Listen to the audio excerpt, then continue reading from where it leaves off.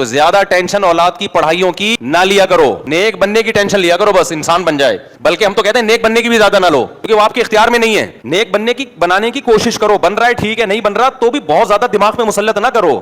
آپ کے کہنے سے نہیں بنے گا کوئی بھی آپ کا بچہ نیک. آپ نے اس کو اچھا ماحول دینا ہے, محبت سے اس کو سمجھانا ہے, کبھی سختی بھی کرنی ہے جب بہت زیادہ سختی کی ضرورت ہو, لے کے چلتے رہو. اللہ نے چاہا انسان کا بچہ بن جائے گا, نہیں چاہا تو نوح علیہ السلام کا بچہ انسان کا بچہ نہیں بنا. کتنی تک سمجھایا نوح علیہ السلام نے اس کو, وہ پھر بھی کافر کا کافر رہا. تو ٹینشن تو اس چیز پہ لینی ہے جو ہمارے اختیار میں ہو میرے بھائی, نہیں ہے تو چھوڑو یار.